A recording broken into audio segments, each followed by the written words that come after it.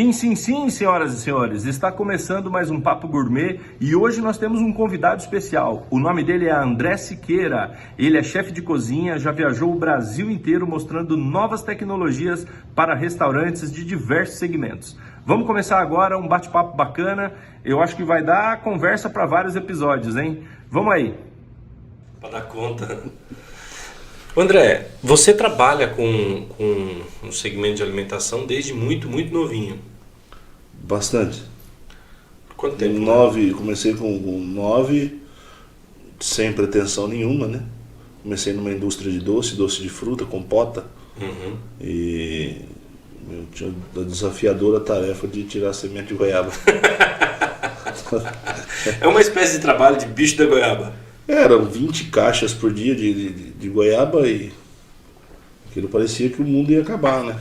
Porque era uma época que a molecada podia trabalhar, né? E aí eram 2 mesas em linha, então ficavam 8 de um lado, 8 de outro, do outro 8, mais 8, e o pessoal na ponta que ia cortava a goiaba no meio e jogava na bacia. A gente era o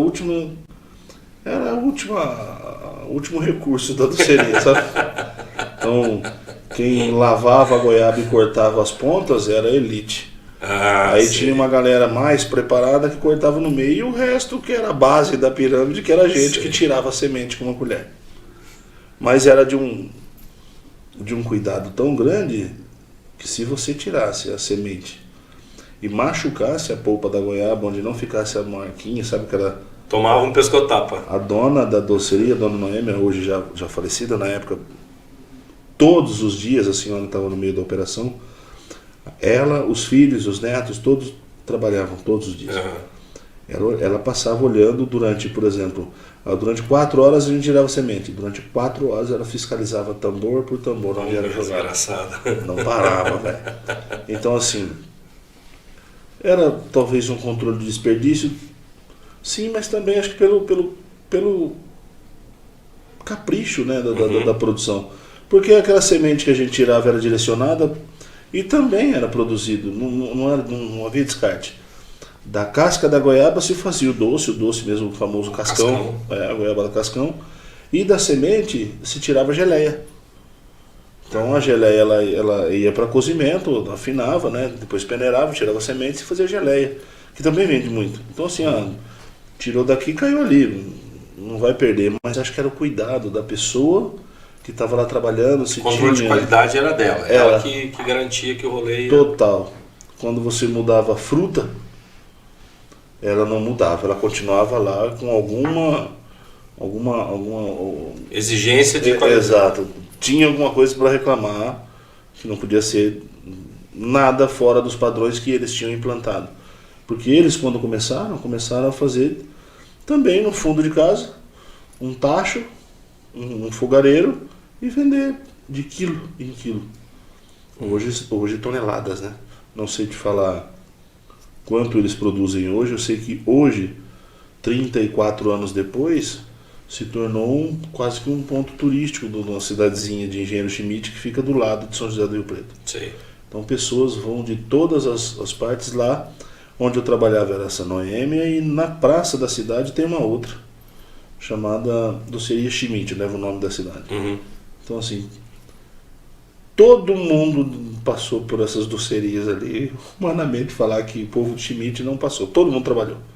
Né? Quando era menino, era a única coisa que tinha, né? Então, aí depois começam as atividades normais a partir dos 14 anos, que na época você podia tirar a carteira de trabalho, registrar e tudo mais. E aí vem para todos, né? Menos a gente que tem um traço de retardo, assim, um pouco de lerdeza no cérebro. E a gente continua na cozinha até hoje, né? As pessoas normais vão para outro ramo. Entendi. Então, aí as pessoas saíram dessa vila para ir trabalhar em Rio Preto, uma cidade maior, porque em Schmidt não havia o que ser feito. Né, existia uma distribuidora de fertilizante, um cartório, mais 3 botecos, e era o que tinha. Então, para todo mundo nessa idade de menino passava, menina, né? E você era estimulado pelos seus pais para trabalhar na doceria ou não? Não, é isso. Quem é que quer um filho tirador de semente de A goiaba? dona né? Noemi quer. Só.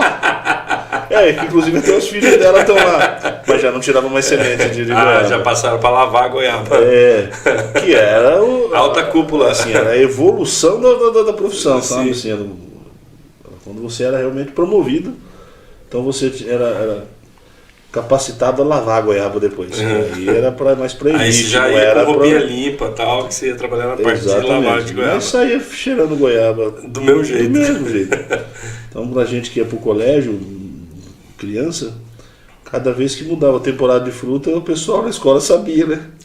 Que sim. era 3 meses cheirando goiaba, 2 meses cheirando tamarindo, 1 mês cheirando caju. Então não tinha o que fazer. Muda a fruta e você ia aromatizado. Então. Que bom. E na época, quando, principalmente pro meu pai, que conhecia a cidade toda, o negócio para ele era trabalhar em escritório. Sempre foi, né?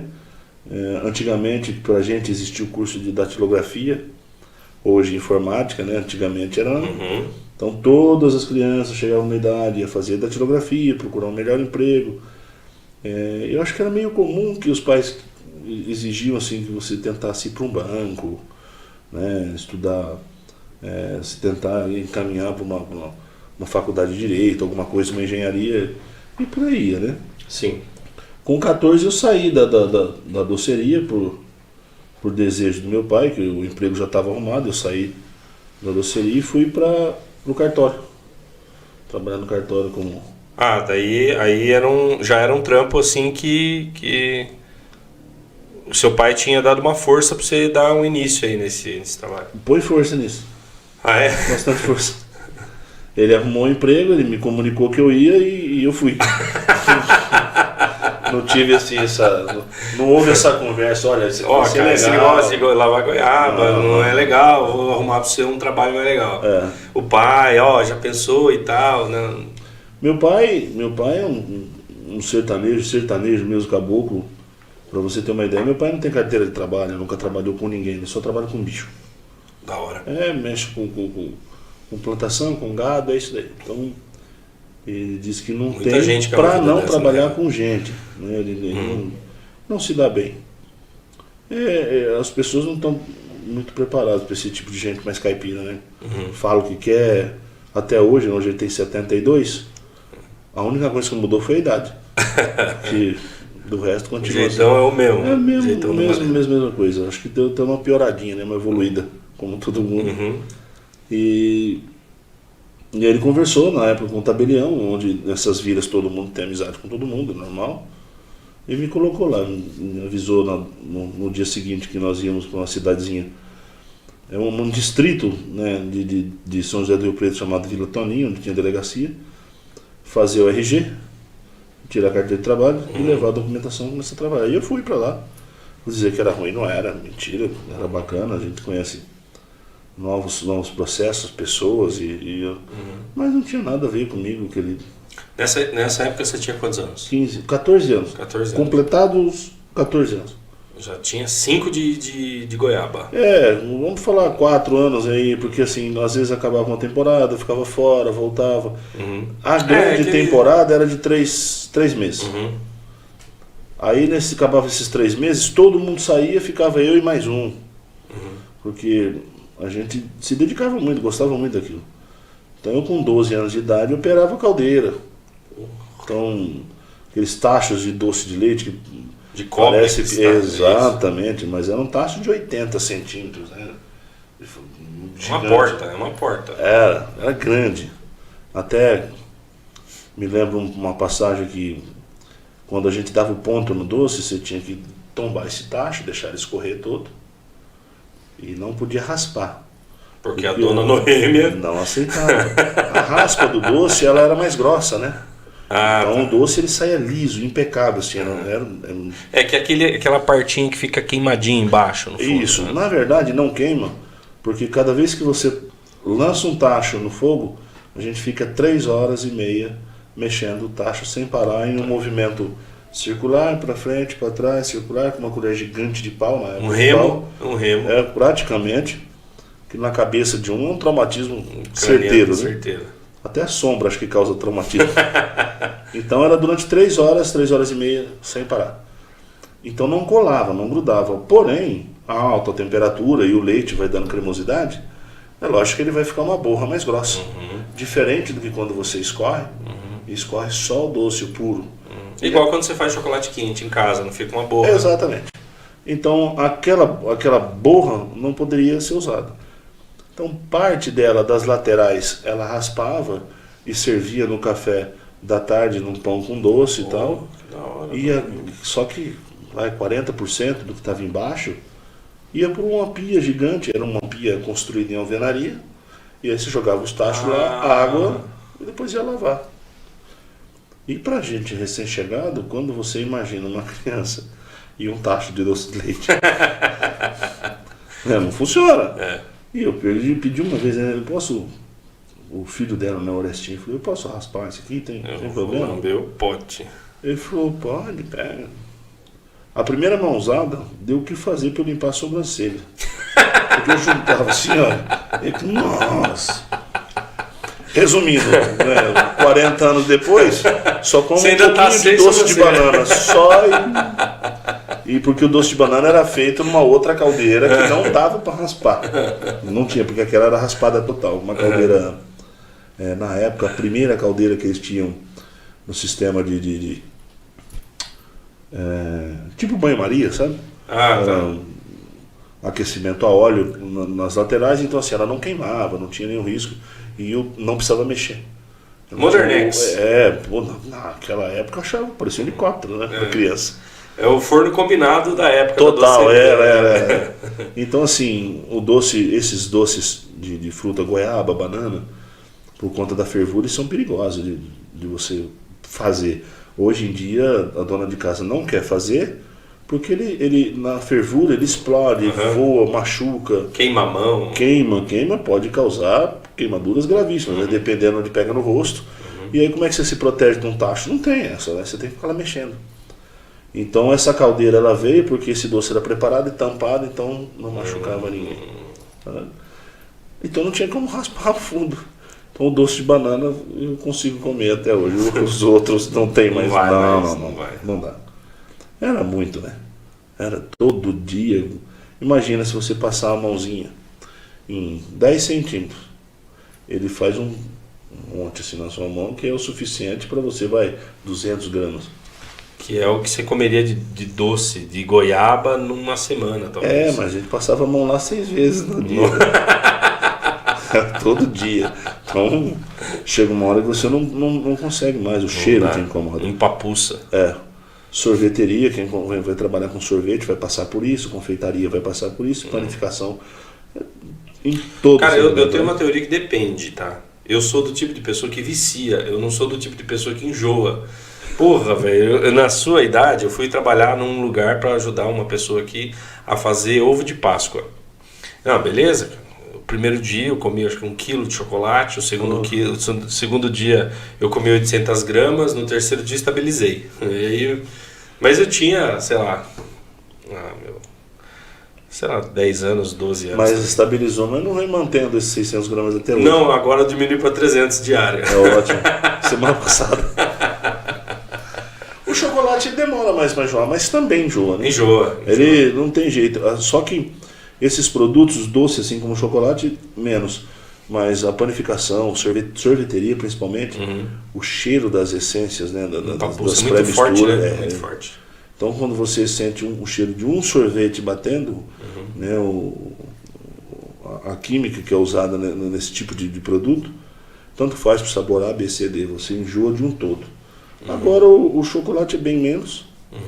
O máximo que vai acontecer é desarranjar um pouco a gente por dentro. Afrouxar o esterco. Mas nada que no outro dia mais chocolate não Viu, deixa eu te falar, você ficou lá na fábrica de doce da Dona Noemi até ir pro cartório. Fui pro cartório. E aí beleza, 14 anos, meninão, penteadinho, cartório. Roupa bonita, né? Uhum. Eu venho do sítio mesmo. Então eu venho de uma época que você botava uma calça de sarja e aquele tênis, se eu não me engano, American Star, que tinha aquela lingona ridículo, verde e branco, uma calça de sarja meia bege e a camisa xadrez. Pô, era horrível, era feio. Mas botava aquilo por dentro e ia trabalhar. Segundo o sonho do meu pai, que eu desenvolvesse uma carreira ali. Aliás, grandes amigos meus de hoje estão lá até hoje. No cartório. Estão no cartório. E eu fiquei um tempo no cartório. Quando eles achavam que eu estava no cartório, eu já tinha saído do cartório e tinha voltado para a doceria. Né? Aí me trocava, ia na doceria, trabalhava, voltava para o cartório. Sem o seu pai saber? Por enquanto, sim.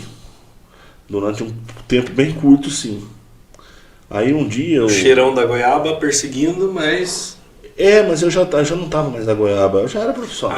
Ah, sim, 14 anos. Já era um cara... Já tinha 6 anos de casa. Que isso? Não tinha pra ninguém. Então assim, eu já ficava na finalização dos doces, era bem mais... Era uma rotina mais tranquila. Enquanto estava todo mundo lá se matando, tirando semente de goiaba, eu já estava em cima produzindo. Então, na parte de cristalização de doces aí... Não tinha esse cheiro e tudo, mas não demorou muito. A dona Noêmia estava lá ainda? Tava lá. Dona Noêmia, eu não sei te falar o ano certo, mas faz poucos anos agora que ela veio a falecer. Hoje são os netos que tiravam semente de goiaba comigo que tocam lá. Que da hora. Isso bem muito legal. Então, houve uma fusão na família, que abriram mais uma doceria, também no mesmo distrito, que leva o nome da esposa do Orestinho, filho do Orlando. Então hoje tem 3 docerias que dominam a cidade ali, né? Todo mundo vem de fora para conhecer. Legal. Aí, um episódio muito triste, é lógico que meu pai ficou sabendo, com uma pessoa de trato fino, extremamente educado. Eu acho que eu comecei apanhando com chinelo, parou com chicote. Mas parou de bater, assim. E aí eu não precisei mais voltar pro cartório, porque ele entendeu que eu não conseguia andar no outro dia. Nossa, velho. Era diferente, a época era outra, né? Mas, lógico, brincando, não foi uma surra dessa não, mas não foi agradável também, a descoberta. E porque ele queria muito que você continuasse no cartório e porque na época, para falar bem a verdade... Não via futuro nessa carreira. Não, era numa época onde se você varresse a casa, o seu pai achava que você ia ser marica. Eram umas coisas muito loucas, né? Sim. Preconceito. Total. Pô, como é que o cara vai trabalhar na cozinha? Tá? Eu lembro que um episódio minha mãe se machucou e por alguma razão, ainda criança, eu fui varrer a cozinha para ajudar ela. Porque eu vi ela fazendo aquilo todo dia, eu fui fazer. E a minha irmã também fazia isso, né? Tem uma irmã 2 anos mais nova. Pô, ele deu uma bronca nela do tamanho do mundo, porque você não tá vendo? Ele tá fazendo um serviço aí que é de mulher. Então isso era normal, generalizado, né? Para todo lugar assim. Então para ele trabalhar com cozinha era um negócio meio complicado. E, poxa, você imagina, se hoje a gente ainda tem barreiras monstruosas com a gastronomia chegando no interior, imagina para quem é do sítio e nunca viu aquilo. Poxa, não tem. É perfeitamente compreensível, só que é o melhor pro filho e assim, não tinha como imaginar aquilo como uma profissão. Aí, nessa época, minha mãe trabalhava com confeitaria, minha mãe sempre foi confeiteira. Então eu fiquei mais um tempo muito curto na doceria, e aí ele me colocou numa outra empresa lá, que era uma empresa de adubo, distribuidor de adubo, para ficar fazendo nota fiscal, essas coisas. Então eu fazia isso daí no meio tempo, ajudava minha mãe, né? E aí eu fui mandado embora dessa empresa de adubo, que no fundo tinha uma horta muito grande. Uma horta tinha que ser grande, a empresa de adubo. De testes, assim, sabe? Só vou falar de 8 canteiros. Não era grande, mas era uma horta grande porque não era para consumo de ninguém. Era só para demonstração do adubo. Era. Metade do dia eu passava arrancando as coisas da horta, fazendo salada, cozinhando lá no fundo. Fazendo as coisas. E aí, na época, o Diniz, gerente dessa operação, chamou meu pai novamente, né, as amizades, e um menino, 16 anos, 15, 16 anos, falou, tem que desligar ele, porque na hora dele fazer as notas, ele fica fazendo salada lá no fundo, mexendo. Não dá, né? Seu pai virou pra você e falou, André, Aí você virou pro papai e falou, ai pai, Não tinha essa conversa toda, né? Não. Era a conversa muito curta. O braço voava muito mais rápido que a Sim. língua. Enfim, saí de lá também. Depois entrei numa outra empresa, uma empresa de perfumaria, alguma coisa assim. Trabalhava como office boy, que aí era uma loucura, que já era Rio Preto, Ah, isso é um... né? Um capial do sítio, montar num ônibus e fazer banco. Poxa, era terrível, né, cara? A cidade de Rio Preto era grande. A gente era caipira, né? Não tinha medo, medo mesmo, medo da rua, tudo. E aí eu fiquei um tempo por lá, e assim, dessa época até os 19, mais ou menos, aí eu fiquei pingando, literalmente, entre ajuda aqui, faz um eventinho ali, assim, ajudando, auxiliando, não mais nada efetivamente como cozinheiro. Não tinha nem onde trabalhar com isso, na verdade. Não existia essa descoberta ainda. Aí com 19 para 20 anos, não sei te falar o dia exato nem como, namorava na época, estava ensaiando para casar, casei novo, casei com 21 anos. Falei para mim, você quer saber de uma coisa? Eu vou parar com tudo que eu estou fazendo. Eu vou viver disso aqui.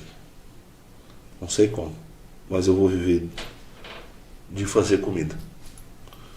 Aí eu comecei a querer trabalhar sério mesmo. Então, eu trabalhava à noite com cozinha e durante o dia, para me sustentar, eu trabalhava com o que tivesse. Por sorte, eu passei por boas empresas enquanto não assumi 100% a cozinha. Passei por Carrefour como repositor, saí de lá como comprador, passei por Nestlé, naquela fusão Nestlé-Garoto, passei por Coca-Cola. E aí, daí caí numa indústria chamada Perfecta, que é uma indústria de equipamento de panificação. Aí ficou bom. Porque não tinha mais jeito. Aí eu estava enfiado até o pescoço dentro. Então era assim, eu vendi o equipamento, mas eu vendi e já ia lá treinar o cara de como usar. E aí a panificação foi abrindo, né? Foi abrindo minha cabeça e a gastronomia junto. Só que assim, fazia eventos em cidades de fora, não sabia cobrar. Eu ia e voltava. Quando eu botava na ponta do lápis, eu tinha trabalhado o dia inteiro e pagava R$50. Puta, não dá. Mas também era assim, quem é o André? Por que eu vou te contratar?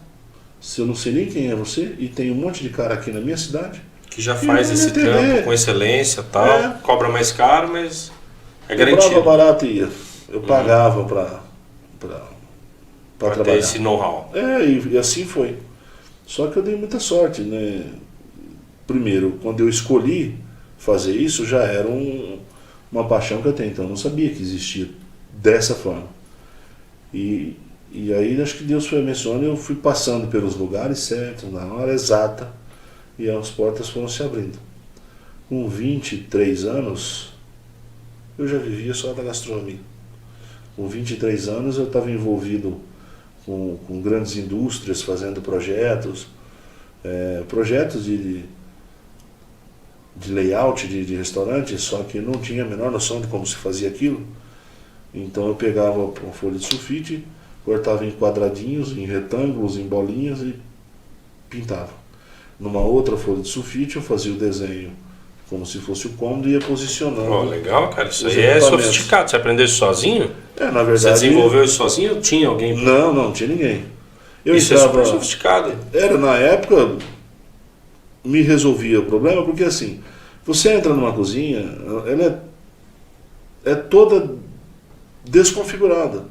Você não tem um pensamento em fluxo de trabalho, armazenamento, né? Como é que eu escoo a produção de forma mais fácil, como é que eu não faço os cozinheiros se trombarem, como é que eu movimento um cesto de fritura desde que eu não tenha que virar ele para quem está passando talvez atrás de mim. Isso nunca existiu. E nessa época eu já olhava para isso. Mas peraí, isso aqui não pode ser assim, porque se o mesmo trabalho que eu tenho para montar de uma forma desengonçada, eu posso fazer isso de forma planejada. E aí eu colocava... Aí você fazia uma escala na folha de sulfite, reduzia uma escala ali da cozinha, uma escala dos equipamentos ali em formas geométricas e ia trabalhando com elas ali. Isso é muito altamente sofisticado. Acho que é. Porque não sabia fazer de outra forma. Sim. E aí comecei a ter contato com o pessoal e via que o pessoal fazendo aquelas plantas bonito, né? Aqueles 3D, pá. Não, 2D ainda. Ah, tá. No AutoCAD, né? Não sabia nem o nome do programa e tal. E eu vi aquilo e falava, pô, se eu pegar um negócio desse e puder jogar meus desenhos lá dentro, ninguém me segura. Mas achava que era igual o PowerPoint, né? Clica, arrasta, clica. O Paint. Eu vou instalar isso na minha máquina e agora ninguém me pega. De ação. Instalei, abri, não consegui fazer. Pra começar, o computador nem rodou. Não fez nada. E apareceu lá uma tela preta com uma cruzinha no meio, mexia assim, Adobe, né, velho? Não tem nada a ver com Windows. Então apertava tudo aqueles botões e não acontecia nada. Eu falei, poxa, parecia, né? Vi o cara trabalhando, parecia ser tão simples isso aqui.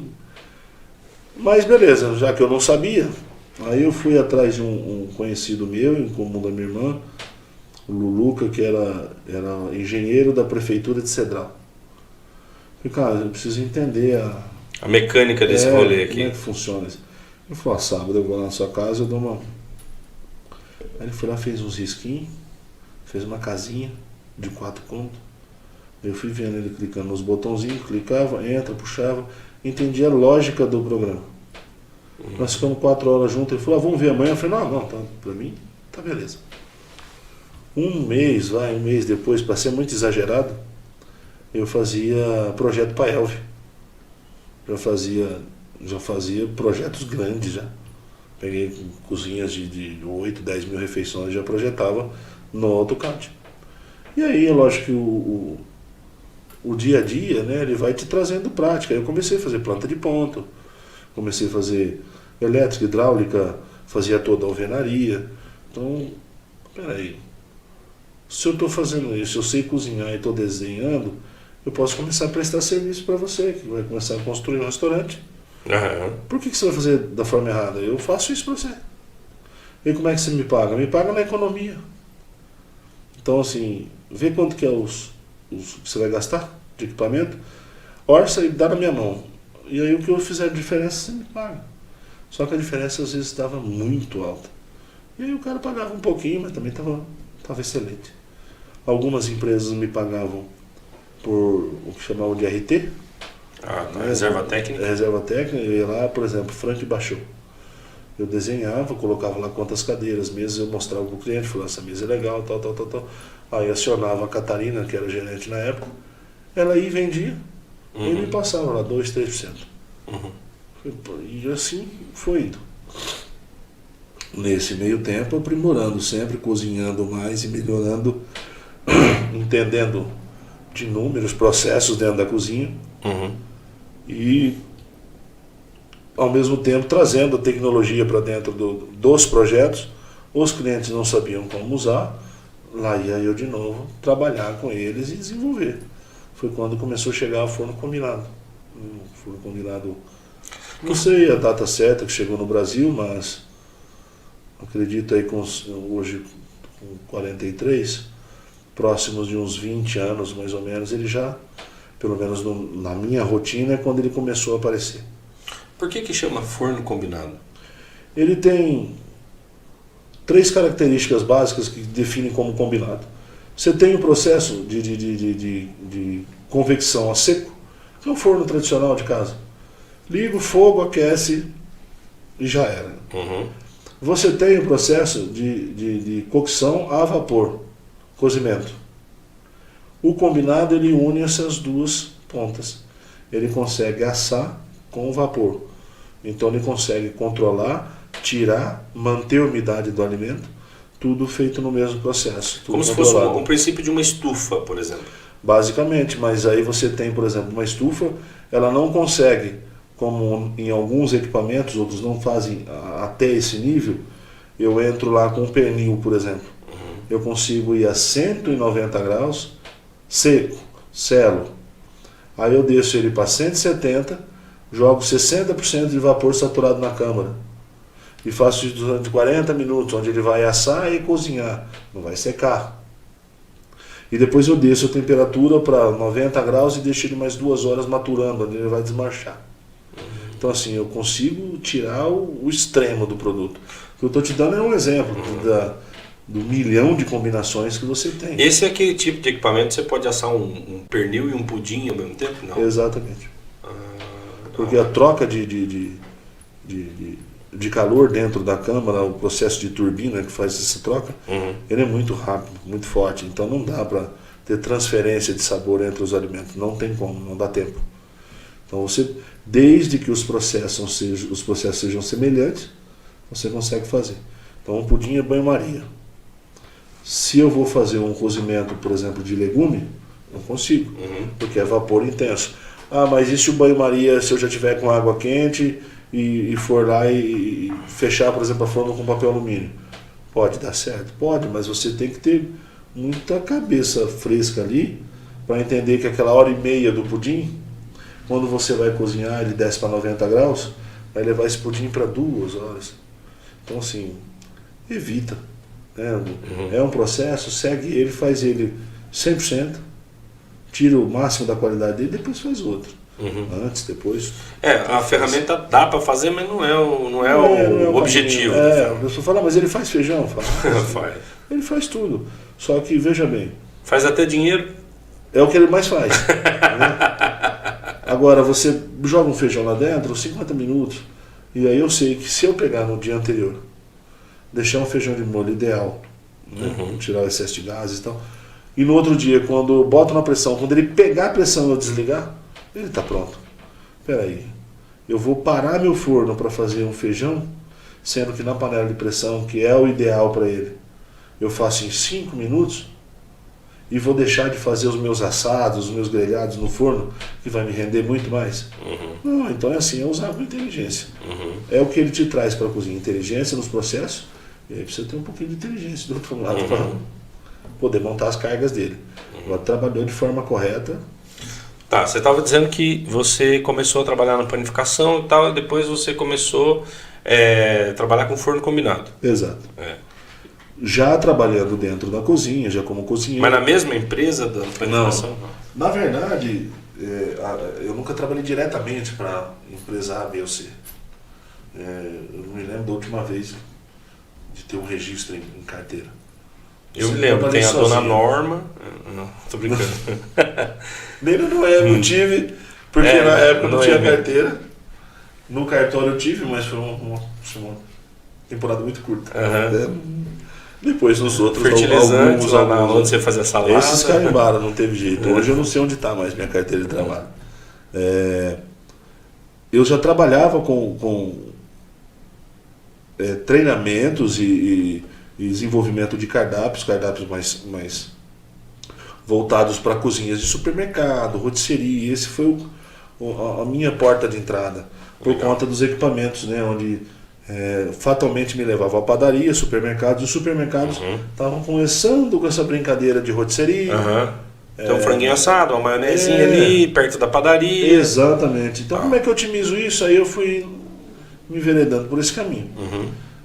Nesse meio tempo, estudando, me preparando, como deveria ser, para a gastronomia como um todo.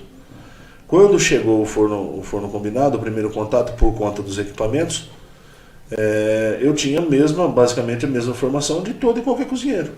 Sim. Cozinheiro de forno e fogão. E era essa rotina, mas a minha rotina era muito mais voltada para visitar empresas e identificar necessidade de melhorias e tal, do que propriamente, entra às 7, vai até às 15, faz o almoço e vai embora. Não, eu estava na rua correndo atrás de oportunidade. Quando chegou esse contato com o forno combinado, agora eu explodo. Voei. Porque não tem ninguém. Não tinha ninguém fazendo. Na época, quando me chamaram para dar treinamento de forno combinado, eu estava do lado do forno olhando e me perguntaram: você conhece? Eu falei: lógico. Lógico. Fiz até doce de tacho, rapaz, vou saber esse negócio aí. Doce de goiaba é a minha especialidade. Você acha? Sem espirrar. Sem espirrar. Controle no vapor, né? Não. Aí nós vamos precisar de um pessoal para dar treinamento e tal, estamos expandindo as vendas, então se você tem habilidade, se gostaria de participar de uma entrevista, lógico, então, vou te apertar o botão daquela lá, velho. Se tivesse desligado, eu teria problema, porque o liga e desliga dele era embaixo. Tá. Então assim, o touch aqui em cima e o líquido liga embaixo. Eu ia chegar lá e não ia saber ligar. Não ia saber ligar. Porque não era um touchzinho simples, igual do celular que você encosta ele e liga. Ele é um botão mesmo. Sei. É um painel ali. Um botão pra lá, pra cá. Aham. Então você encostava nele, você dobrava lá. Eu não ia saber fazer isso. Eu não ia saber ligar o forno. Mas tudo bem. Mas Deus deixou tudo preparado e o forno ligado. Oh, deu tudo certo. Né? Foi sensacional.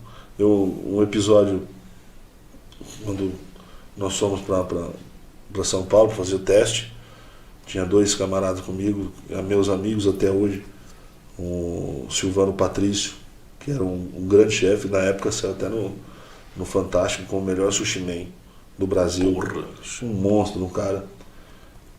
Infelizmente, eu não sei se seria esse o termo, mas assim, não valorizado pelo mercado como deveria. Como muitos por aí, né? Porque hoje principalmente, não tenho absolutamente nada contra quem vive na mídia. Uhum. Mas eu acho que tem muita gente boa atrás dela, com tanto mérito ou mais do que os que estão.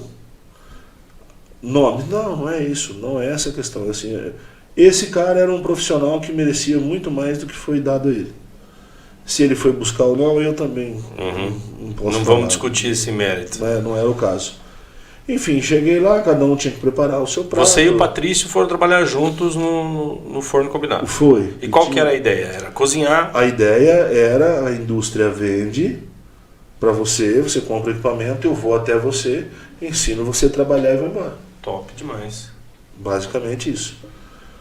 E em São Paulo já nessa época? Era para o Brasil todo. Era para fazer o Brasil todo. Caramba. Onde vendesse, a gente teria que ir, né? E aí, antes de selecionar, é lógico, pediram para que a gente fosse lá fazer um teste, para ver a viabilidade que tinha com o equipamento. Eu fui, fiquei por último, os caras foram, o Silvano estava vindo da França na época, falando francês e tudo mais, cozinhando. Tinha um outro, Samuel, também, que, nossa, falava demais, tinha apelido de papagaio. Né? E eu por último, e vendo os caras apertando os botões, aquelas coisas. Só que os desenhinhos... Os caras fazendo no AutoCAD lá, mexendo nesse novo AutoCAD tipo da sua assim, vida. ó, aquele nível de dificuldade assim, ó. Você sabe passar manteiga no pão? Nossa, Era o nível de dificuldade deles usar o forno. Igual eu não sabia onde ligar. Mas também não baixei a bola não, fiquei ali na minha. Só comia milho cozido no sítio, nunca viu pão francês. Terrível, cara. Aí fizeram os pratos dele, aí o cara pediu pra mim e falou assim, você pode fazer uma moqueca pra gente? Eu falei, lógico. Lógico. Moqueca, claro. Porra, velho, foram 30 segundos mais difíceis da minha vida. Me deu um branco, irmão. Branco. Eu não sabia o que era moqueca, não lembrava que existia peixe, não existia mais nada dentro do cérebro. Nossa. Era uma caixa em branco, sem porta nem pra entrar nem pra sair. Branco. Falei, olha, dá um segundinho só. Vou pegar um porco ali pra gente fazer. fazer. No banheiro já venho, eu faço pra gente. Pode ser? Não, pode, tranquilo. Sai de desespero, cara. Não tinha WhatsApp, não tinha Google, não tinha essas coisas aí. Era aqueles telefones lá da Nokia azulzinho, que tinha aquela cobrinha. Sei. O jogo da cobrinha. Liguei pra minha mãe, num desespero.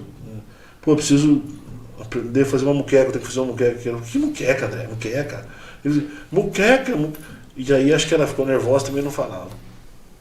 Eu sei que no final das contas ela falou, liga pro Fabrício. O Fabrício é meu ex-cunhado meu, que gostava muito de cozinhar. Falei, cara, como é que faz muqueca? Eu preciso fazer uma muqueca. Ele falou, muqueca do quê? Falei, me fala o que é uma muqueca, pelo amor de Deus. Eu falei, muqueca baiana, capixaba. Quando ele falou muqueca, capixaba, aí, sabe quando dá aquele alívio? Eu lembrei falei, bom, agora eu preciso ver como é que eu vou fazer no forno, né? Bom, o forno assa. Se eu errar a programação e os legumes estiver dentro do molho, ele vai aquecer o molho e vai encorpar, então não vai ter problema. Aí peguei, existem os acessórios próprios, né? Tipo a panelas e tal, existe panela para o próprio forno combinado. Ah, tá. Então, ninguém compra isso hoje porque é muito caro. É uma bica. E aí você não consegue ter o volume necessário para produzir e fazer a exposição no seu buffet. Ah, essa panela já vai direto no forno. Não, então, vai direto pro forno e sai do forno vai pro buffet. Direto pro buffet. Então assim, para não correr, você imagina a GN, certo. tipo grelha. Sim, sim. Perfuradinha. Não, a grelha é aquela em linha. Ah, sei. A panela de ferro, ela já vem embaixo com aqueles riscos onde você põe em cima da grelha, ela não anda. É legal pra caramba. Panelão de ferro, coisa de cinema, né? Até tipo mais rasa, maior, como se fosse fazer uma parreja aqui dentro, vai fazer. Então dominou o equipamento, vai fazer. Aí peguei, botei temperinho de peixe tradicional, fui picando as outras coisas, botei o peixe lá dentro, liguei ele no combinado, temperatura branda, 140, deixei ele 10 minutinhos. Nesse meio tempo, tirei ele, escorri todo o excesso de líquido, voltei para dentro, os pimentões, cebola, tomate, molho de tomate, leite de coco, um pouquinho de dendê, temperei, levei de volta. Ficou mais 6 minutinhos, tirei. Aí os legumes tudo vivo, bonito. Ao dente. Ao dente, maravilhoso. Molho bem feito. O peixe no ponto. Tirei e servi pro cara e falei, nunca comi desse jeito. Esse cara é foda. Puta cagada, velho. Sim, sem a menor condição de... E aí fui embora, né? Todos fomos embora, eu fui para Rio Preto de volta, morava em Rio Preto. Essa entrevista foi onde? Em São Paulo. Isso foi em São Paulo. Fui embora para lá, na época casado, tinha acabado de ser pai, meu filho estava com meses. Aí tô no fundo de casa, me liga uma moça, no 011, atendi. É a Vivo cobrando, vai, alô? Existia essa possibilidade de ser ela ou mais empresas, assim, eu tinha esse contato também. De várias pessoas cobrando, estava tranquilo. Várias empresas atrás de mim. Eu tinha muita influência, né? E aí me atendo, a moça me liga pedindo meus dados para poder começar a agendar meu voo, não sei o que. O coração vai parar na boca, né? Pô, lembra, o cara lá do sítio, tirava o semente de goiaba, de repente, do nada, a pessoa me liga falando que eu vou, como diz, andar de avião. Andar de avião? Pô, você tá maluco. Não perguntei o salário, não perguntei quanto que era, olhei para hoje minha ex, né? Falei, acho que ela ficou rico agora. Eu falei, porque eu vou andar de avião. Eu falei, mas você vai para onde? Eu falei, ainda não sei. Me ligaram, pediram meus dados aqui e disse que eu vou. Mas eu não estou entendendo, eu falei, eu também não, mas eu vou. Era um voo para Curitiba, para lá, aí sim vinha o treinamento da empresa com os padrões do atendimento dele. Aí, velho, aí virou a bela chupeta. Porque o A, o B, o C e eu, aí era pé de igualdade. Então o equipamento para eles, onde já existia o domínio, não servia para nada. Existia um protocolo de atendimento, como você tinha que fazer o atendimento, num prazo determinado, e você tinha que fazer aquilo e ir embora. Ah, mas eu estou com dúvida, ligue no 0800, você vai falar com a empresa X e eles vão te atender. Beleza, então assim, ficou igual para todo mundo. Mas quais as receitas? Essas daqui. E se o cara... Essas daqui. Executa isso aqui. Então, era um protocolo muito simples. Chegava, ligava o forno, fazia o teste das 3, subia a temperatura até 280, voltava, resfriava ele na tecnologia dele mesmo, levantava o processo de vapor, estava funcionando, combinava funcionando. Então vamos lá, como é que cozinha legume? Pegava lá um mix de 5, 6 legumes, um picadinho, um inteiro e tal, começava lá. Vagem, couve-flor, cenoura e batata picada, vagem e aí uma cenoura inteira. Então vinha com... isso dependia muito da pressão da água para o equipamento trabalhar, quanto mais pressão, mais vapor. Então eles tiravam 1, 2 minutos. Então vamos lá, para mim, caramba, cozinhar brócolis 9 minutos. E aí tem um monte de coisa que interfere. Hoje a gente sabe disso com muita facilidade. Um brócolis novo te entrega é uma coisa, um brócolis velho é outra. Sim. Né? E aí a batata 20 minutos, a outra 35 minutos. Ah, entendeu? Agora tira fora. Agora nós vamos fazer sei lá, um assado simples. Assar um pernil de porco. Outro lá, o pernil, assava, botava vapor, tirava fora. Agora nós vamos assar uma panceta pururuca. Botava, tirava. Você entendeu? Entendeu? Isso aqui é a gene, tamanho tal, essa é tal, essa é tal. Precisou de mais aqui, na dúvida você liga aqui, você quer. Entendeu? Tchau. Muito obrigado, então. Ah, mas não sei, então. Agora você liga lá. Se você precisar de um novo treinamento, você alinha com a empresa, eles te mandam, o custo é tanto. E bora. Cara do céu, andava fazendo isso aí, velho. Então assim, E aí alguém, Deus me perdoe falar isso hoje, mas assim, alguém com um senso de direção todo ferrado, sem noção do que era GPS e bússola, fazia a agenda de nós três. Então eu saía daqui, por exemplo, eu ia fazer. Eu tinha um dia em São Luís. Lá no Maranhão. Lá no Maranhão. Amanhã eu tinha um cliente Porto à noite Alegre. em Curitiba. Puta que... E depois de amanhã eu estava onde? Belém. Eu falei, o que é isso aqui, cara? Né? Aí eu tava indo para um lado, você tá indo. Eu falava, eu sempre tive muita amizade com o Silvano. Você tá indo para onde, Silvano? Eu tô indo para Fortaleza, depois eu vou para Lagoas. Mas, pô, eu vou para São Luís depois da manhã. Acho que já tem. Você tá onde depois da manhã? Não, depois da manhã eu já não tô mais lá. Era uma loucura. Um negócio fora do normal. Aí eu falei, puta, eu tô ficando muito tempo à toa. Né? No avião. No avião, aí eu chamei o pessoal para conversar, falei, tá acontecendo isso. Sim, é logístico, pô.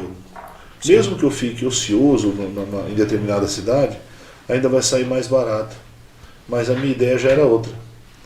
Eu vou ficar, por exemplo, na região Cidade de Fortaleza. Treinamento no mês, quantos? Olha, a semana, o Nordeste é a primeira semana. Se você tiver Fortaleza ou num raio X e tal, você vai ficar ali 1, 2 dias. Você não sai dali. Já era. E depois, não, eu vou ficar ocioso, talvez um dia no hotel, esperando a próxima cidade, mas assim, eu vou fazendo um roteiro. Então, enquanto um está no sul, o outro sudeste pesado, né, muito assim, sudeste não, São Paulo, só São Paulo. São Paulo tinha uma demanda muito grande. Era maior, né? Só que quem ficava lá era esse outro cozinheiro, Samuel, se não me engano. E o outro subia para o sudeste, sim, pegava Minas Gerais, aí vinha para Bahia e tal, né, até Goiânia, e eu fazia norte e nordeste, que era muito menor. Só que quando eu ia, o meu pensamento era lá atrás, se eles me deixarem uma semana no lugar, todo mundo tem dúvida quando eu acabo o meu treinamento. Mas se eu vender mais barato a minha hora, eu dou outro treinamento. Mas aí é meu. E aí começou outra parte da brincadeira. Então eu dava o treinamento, acabava, como é que era? Você pode ligar lá, é assim. Ou eu posso voltar aqui à noite, fazer esse treinamento para você com esse formato, durante 4 horas por X. Era o mesmo valor que eles me pagavam, só que não tinha deslocamento, não tinha nada, e eu já estava lá. 95% fechava. 95%. E eu estou aqui dando treinamento pro cara e estou olhando para o que eles estão acontecendo. E comendo na cozinha, eu estou olhando e o cara não conseguia marchar na velocidade. Qual que era o defeito do cara? Aí eu ia pro cara e falava, você quer que eu te passe um diagnóstico da cozinha? Eu passo para você. Se quiser fazer alguma coisa. O cara estava nadando lá, bonito. E aí ele falou, mas como é que funciona isso? Eu falei, não, eu te dou um laudo. Na cozinha não te cobro nada. E aí, se você quiser, você fecha uma consultoria comigo ou com qualquer outro chefe de cozinha para melhorar a eficiência da tua cozinha. E aí ia lá e fazia os laudos e parava pro cara. Dentro por dentro, a pouco me ligava, onde você tá? Já não tô mais aqui, né? Tô fora. Mês que vem eu tô aí, se você quiser agendar, eu já cobrava 2, 3 vezes o valor do treinamento. E assim eu fui encaixando treinamentos pontuais, consultorias pequenas, mas que resolvia problemas de fluxo, de armazenamento, de produção. Você via na época um cara marchando comanda de forma totalmente desordenada, né? 5, 6 operadores nas costas, e ele ia marchando, não sabia onde estava. Então, aquilo era um caos. E aí a consultoria foi tomando corpo dentro de tudo isso que eu fazia. Isso já com próximo de 28, 30 anos, eu já não dava mais treinamento de forno combinado. Já não cabia mais, eu não tinha mais espaço para dar. Então o treinamento acontecia quando o cliente comprava, montava o restaurante dele. E aí eu ia, lógico, para fazer a consultoria e dava o treinamento. E aí ele já não precisava nem de treinamento da indústria mais, porque eu já estava dentro da operação, né? Eram consultorias maiores. E assim, aí sim, dessa época até agora, fazendo absolutamente a mesma coisa. Puxa vida, que legal. Pô, isso é uma experiência muito privilegiada, né? Poucas pessoas têm essa possibilidade de ter um vasto conhecimento não só na cozinha aplicada de restaurantes, mas sim conhecer diversos restaurantes, né? Em várias localidades né, e culturas, né? E isso daí não só agregou muito no seu conhecimento técnico de cozinha, que é o que você já levava para o cliente, mas também você aprendeu muito sobre as culturas regionais de diversas Da melhor forma possível. regiões, né? Da melhor forma possível, que foi na prática. Na prática e remunerado. Gente, a gente está conversando aqui, esse aqui é o Papo Gourmet, estamos aqui com mestre, esse aqui é um chefe André Siqueira. Esse dá um papo bacana, a gente está conversando, já tem uma carinha aqui conversando, né, um tempinho. Eu acho que vamos continuar na próxima semana. Por hoje a gente vai encerrar por aqui, semana que vem a gente continua esse nosso papo, tá muito bacana. Esse é o Papo Gourmet, se inscreve aí, manda para quem você conhece, que tem um restaurante, que está precisando de ajuda aqui, ó, nós temos um chefe bacana que vai dar muitas dicas para você prosperar no seu negócio. Precisando de doce de goiaba? Doce de goiaba, Coitada. Vamos lá. Valeu, gente, até mais.